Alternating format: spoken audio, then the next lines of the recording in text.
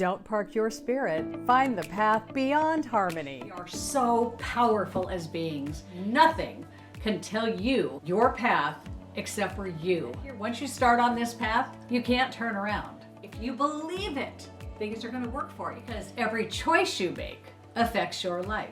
Wherever you go, there you are. Welcome back once again. I am so excited to have this man back here with me today to talk. He's got answers to the questions. Dan Erickson, take it away.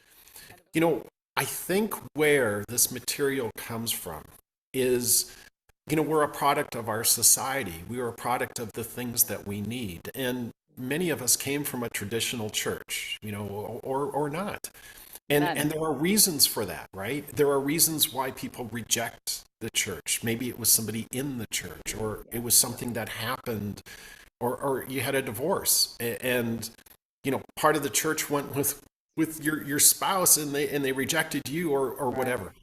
But what I'm trying to convey is that religion is about people trying to understand God. And it's not supposed to be in the way of you having this relationship. The people and other things aren't supposed to get between you and your relationship with God.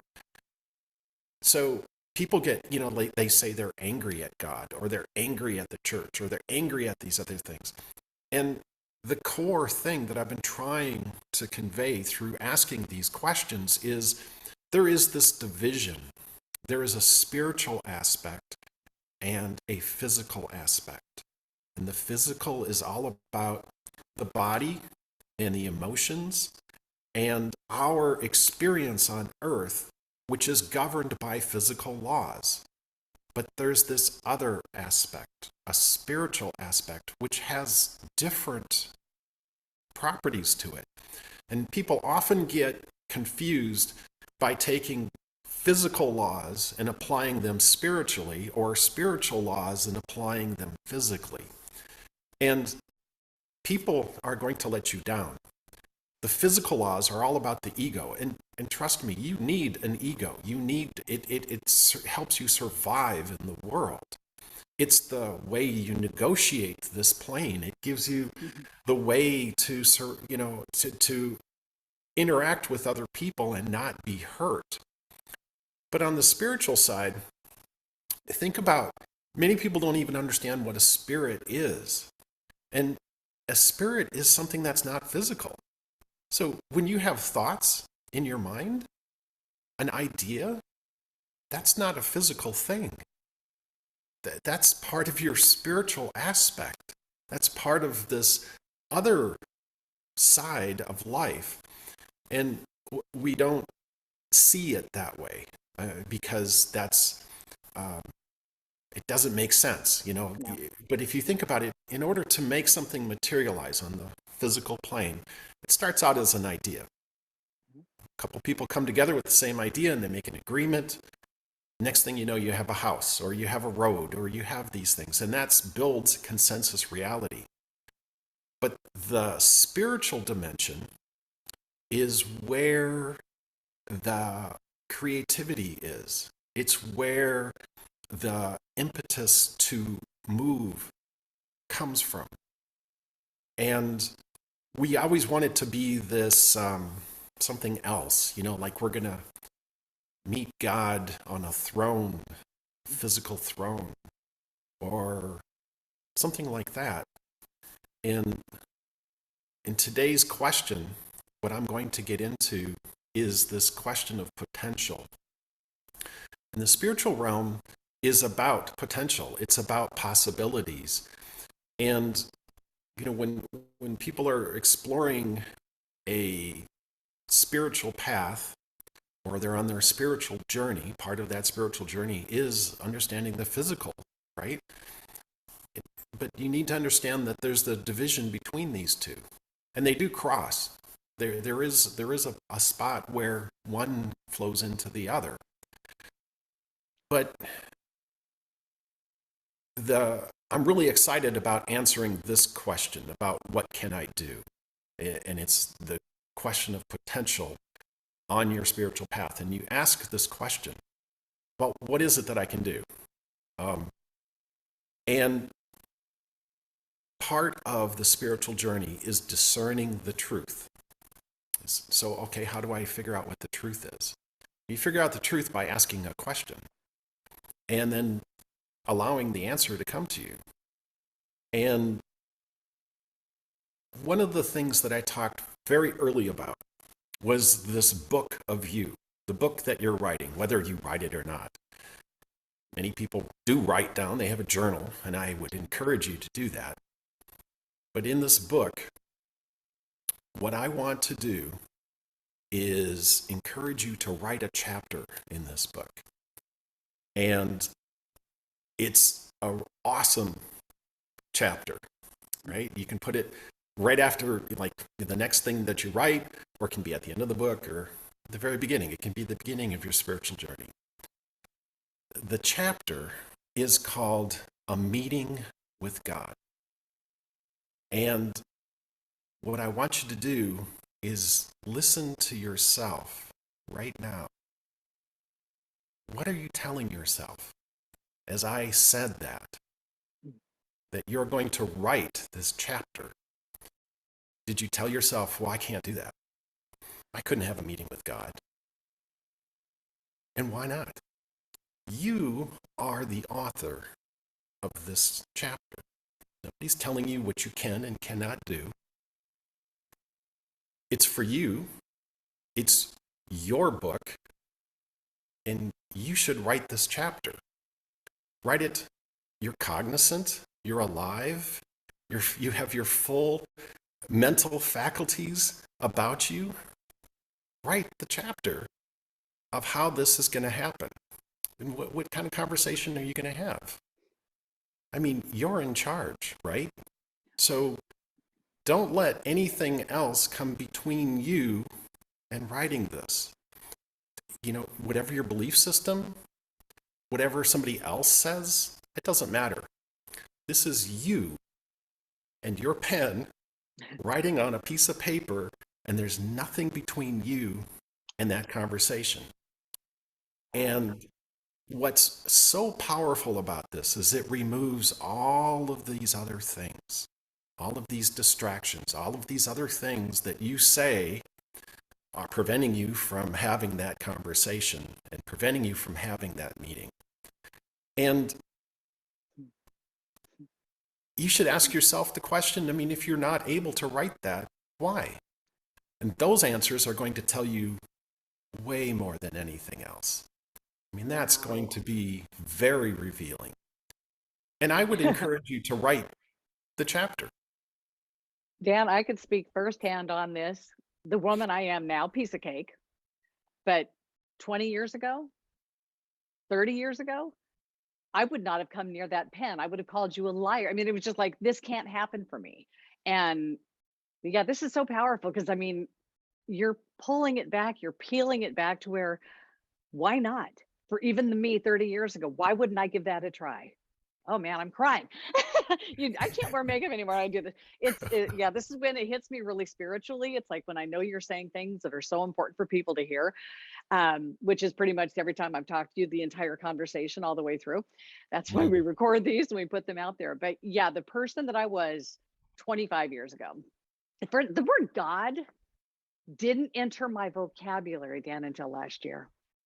We had a Bible when I was growing up, but we never went to church. My 5 dads, we didn't go to church. And wow. I mean, the whole thing, it was like, I used to call it higher power, higher self. I could not say the word God. And when people actually said the word God to me 10, 15, 20 years ago, I was repulsed. Like, oh, it was like, I was so messed up. I was delusional. I didn't know anything about church or what went in. And being in this space now to where it is God. It's like, it's all God. I've like tried to call it all these other names. I've tried to sugarcoat it, it is God. And once you own that and you surrender to it, everything else falls together. You know, the thing about this question that's just so exciting is you're the one who gets to answer it. And it's really cool because I'm going to also talk about the core thing that allows you to progress. And it's the source for all abilities, everything that you would consider as spiritual and psychic. It all comes from this source. And I'm also going to kind of lead you on just a short meditation. And so in this meditation, it's post where you've written your story. So you've written your chapter in the book about a meeting with God, and you're going to meet God. And what I want you to do is set aside all of the reasons why you don't think that's possible, and just understand that it's just you and God. There's nothing else between that. And if there is other things that you think are preventing you from having that conversation, in the next question, in the next segment, I'm going to talk about how to overcome some of those blocks. But for now, I'd like you just to set those aside and just be cognizant of writing that chapter. And every time that you come up with something that says, well, you can't do that, or you can't have that conversation, or just set that aside, because you're the one who's in charge. You're the one who's in control of the pen, and it's just you and God. So just have the conversation and write it down. And it's a very revealing thing. And this is really what all religion is about, is for you to have that relationship. And you're the one who's going to decide what that relationship is like. Is it a positive relationship or a negative relationship? When, like I had mentioned earlier, there's this physical division. There's a division between the physicality and the spiritual. And oftentimes the ego is always looking outside of itself for something to blame. And so what you can do is start to recognize that if you want to have this relationship with God, why is it that you're blaming God for fill in the blank? I mean, why is that? Because all of that is ego-driven. All of that is creating this separation. And the real cool thing that happens is when you come into this unity, this union of thought, and this acceptance of yourself, the ego falls away, and it allows you, as I had mentioned in this previous exercise, that you become the source of energy, of confidence, and people will seek you out for your positive influence, that simply your presence is reassuring, and that you can be there for them as a source of strength and inspiration. And so you become part of the solution. You become part of this energy that's flowing out on the earth plane. The meditation part, I will start now. And I'm just going to invite you to maybe close your eyes. And so take a breath and close your eyes and relax. And for many of us, we already know how to kind of go to a blank space. But imagine a space that's comfortable for you. And you're either walking in a garden, maybe walking on the side of the ocean, but you notice that there's somebody next to you who's walking with you. And it's your best friend. It's this friend that has always been with you and knows you better than yourself. And when they talk to you, you can't wait to be with them. You can't wait to share with them this latest thing, the latest piece of news, this latest challenge that you've had in your life, or this latest wonderful revelation about how something has gone just so wonderful for you. And your friend, when they look at you, they see you in the best light possible. In fact, they see you as a perfect being, and they see you and seek you out because they want to be with you, and you want to be with them. And what's really nice about this relationship is that when you talk to them, they put into perspective for you everything that's happened in your life, everything that happened, and then suddenly it seems to make sense. It's like, oh, well, I couldn't have been here and I couldn't have understood this if this didn't happen. Yeah, that was uncomfortable when that happened, but now I understand. Everything comes together, and there's a slight tinge as you realize this, that this other person knows you this well, and that only somebody who really loved you would know you that well. And you kind of hesitate because you love them that much. And you think that if I have that kind of love, that much love for somebody, that I would lose myself, that I would become so vulnerable and so open that I wouldn't be who I am anymore. But that isn't what happens. You let it happen, and you let yourself be that open, and they're your best friend, and they're still your friend, even though you've been that open and vulnerable. And you find that, no, you didn't disappear, that you're still this point of consciousness.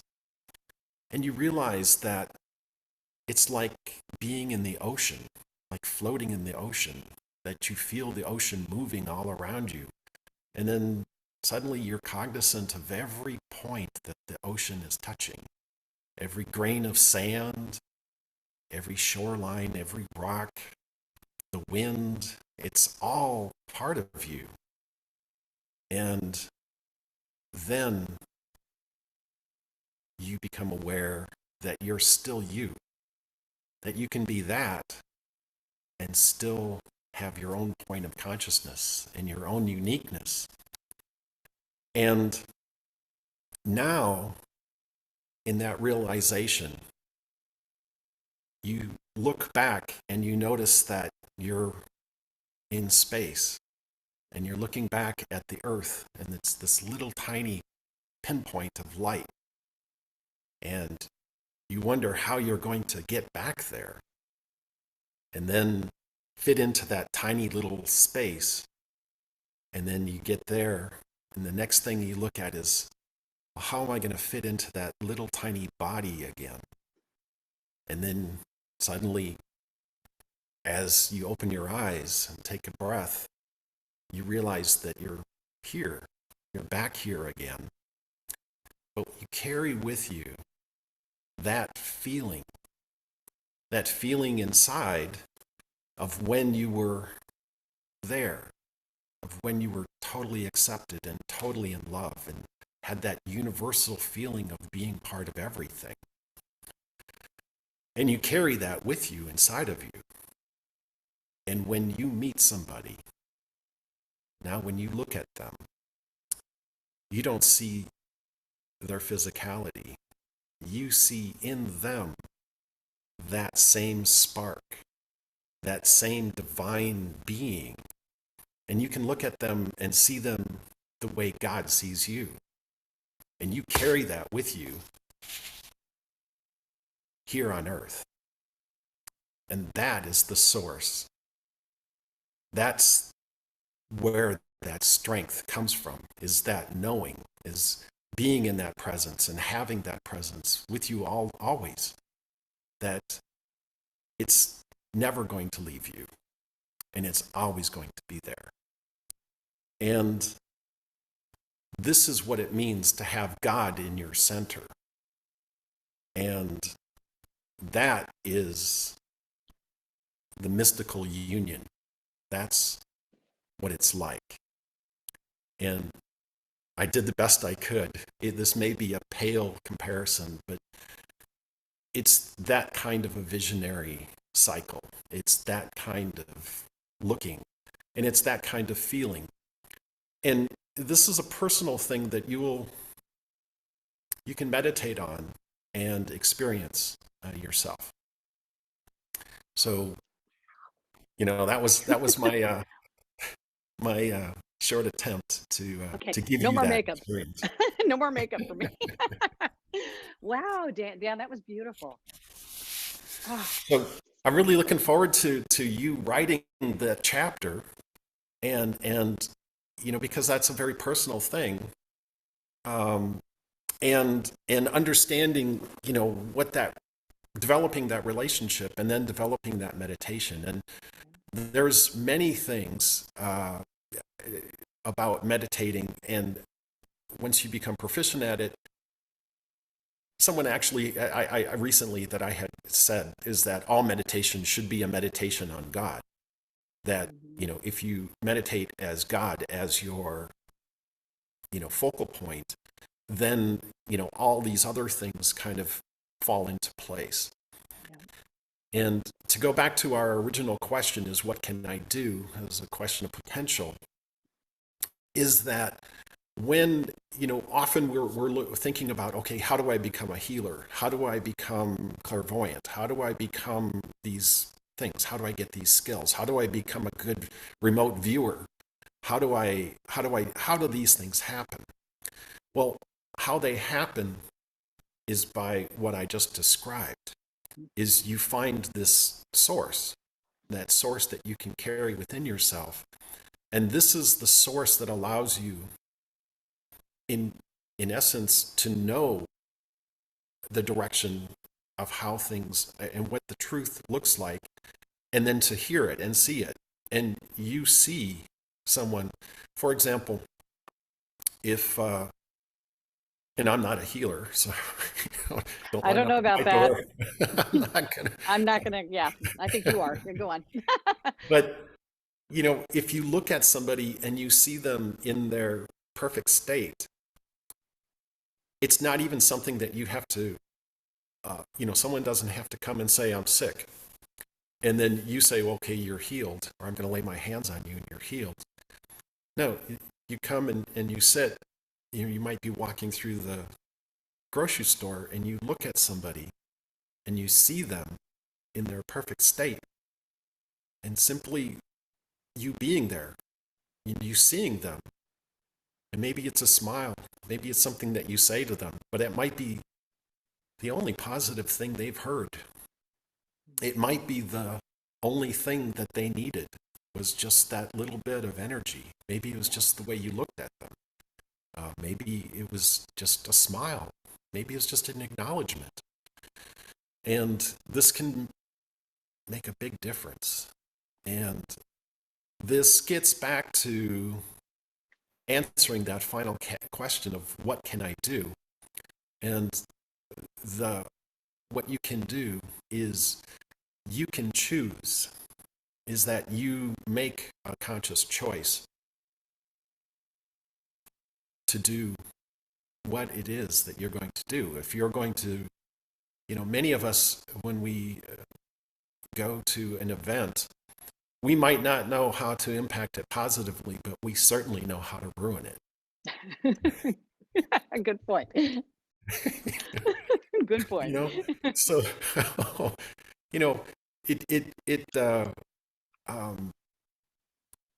it's, you have choices, and you can choose to bless. You can choose to witness. Just simply your presence, simply giving a word of encouragement at the right moment. And there's more, overt things that you can do. You can manufacture events. You can have parties. You can have get-togethers. You can sponsor things. You can do singing bowls. You can have CE5 events. you can organize. It depends on what your skill set is. But if you bring to bear in a creative way ways of expressing love and revealing the truth, these are just makes the world better. It takes everyone to learn this and bring the best that there is. So that's my summation of answering the question, what can I do? And Well, touching on what you were saying about how, people, we all have some paranormal abilities. We don't necessarily know what they are. And I've, pretty much heard we can all pretty much do any of it, that in like this lifetime, what your gift is, which doing Maria Elena's map of the soul, it confirmed what has opened up for me. And my abilities came to me, which I when I was very young, I was clairvoyant, and that went away as the abuse started. I mean, it was just gone. But when I met someone in Sedona, that turned out that I was just supposed to meet this person before he died. That was the only thing we had to do. That was our contract in this lifetime. And that when he passed, and then Jen did the soul retrieval to find out, like to have a conversation with this person, because it's like he just disappeared from my life. And to find out that he just had to meet me before he died. He is my connection to source. He is the one that, and I didn't know what that meant at the time. I just thought he was going to write through me, which he did. I did automatic writing. But I realized that, since I think it was because I had no church, I had no connection to God, I had no concept of those words, that I know his connecting me to the other side was basically to open me up, to like open all of my clogged pipes, all of my, everything that was clogged, that kept me from connecting, that accepting that yes, there is God. That opened me wide open. That opened that channel for me. And now I don't sense him ever around me ever again. But he opened that up for me because I didn't have the power, or I didn't think I had the power to do it. But I clearly have now, because now, I mean, guidance has always come to me. I just didn't know it was guidance. I always followed guidance. I didn't know why. I just knew if I didn't, it felt icky. I did something I wasn't supposed to do. And so guidance came easy. But now, and God has had me look back at these miracles that have occurred over my life when major shifts have happened. And then they were coincidence. And now I get to see them and know that they were miracles. These were things that could not have happened. But when you're in the middle of it and you're in the any other form of life, it's just like, wow, that happened. Good. But now I get to see these things, and I see they were miracles. I see that God is with me all the time. And just real quickly, Maria Lane and we talk quite a bit now. I mean, I've interviewed her a few times, and she sent me like a 4-minute little message the other day. And in listening to it, I was editing one of your videos, and I get this message from Maria Elena, two very powerful people, very connected to source. And in her message, she's like, God, what is God to me? And she said, and the way she said it, she's like, oh my God, she's like, he's my best friend. And that moment, I had to stop listening.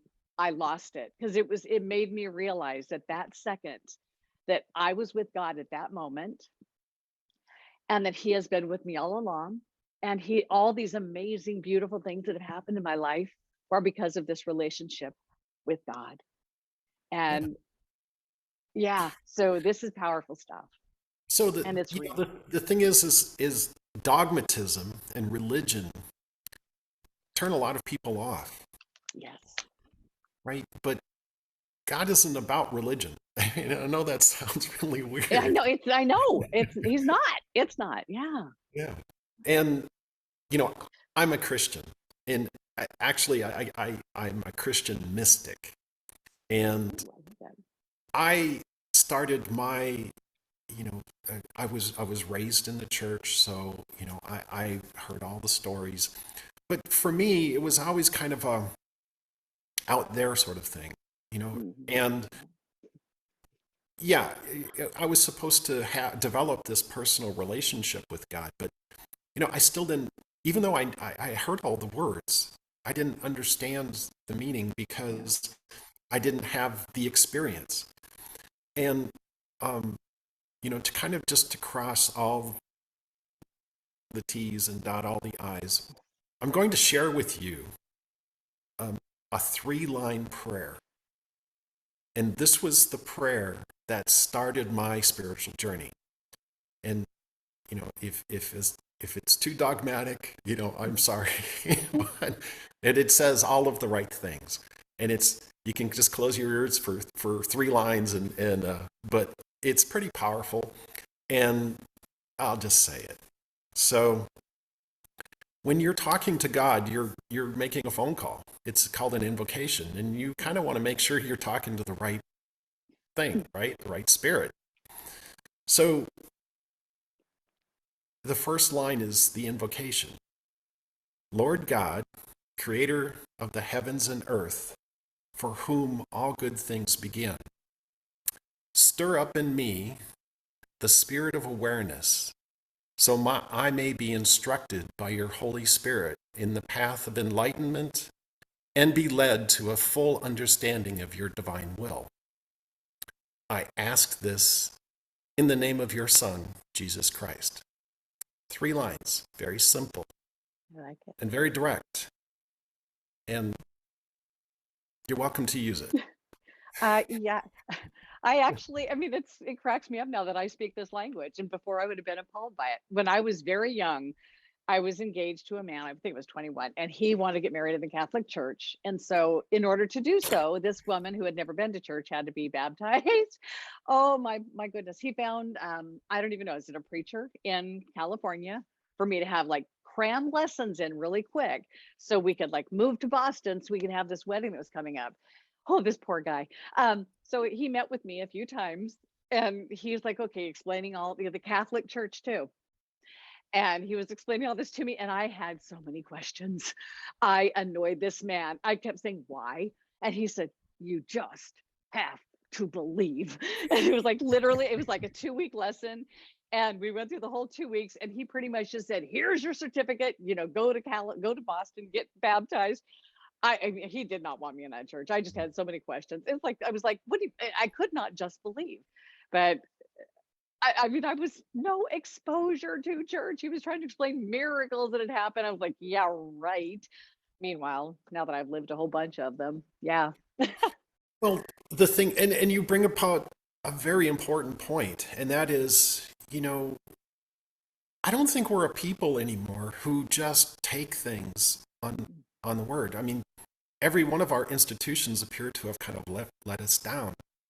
And people really want to have their own personal experience and go, okay, well, God, if you're God, all powerful, all knowing, everywhere, omnipotent, do you think you could spend 5 minutes with me? I mean, can you like, how about giving me something to work with? And yeah, you can have it. If you ask for some kind of a sign and you want it in your life, and I'm going to tell you, if you ask for it, you're going to get it. On top of that, though, is you need to be prepared to get it, right? Yeah, watch out what you wish for. Watch out what you wish for. Yeah. I'm going to read, kind of in closing on this part, is the definition. It's an ancient definition of mysticism. And I think it's from the 13th century. And what's really cool is I think it speaks directly to what we're talking about. And it says mysticism is the belief that spiritual or divine knowledge is accessible directly, usually through some sort of altered state of consciousness, where the intellect is bypassed and the ego or identification with the self is surrendered to become one with God in a state of divine grace and ecstasy.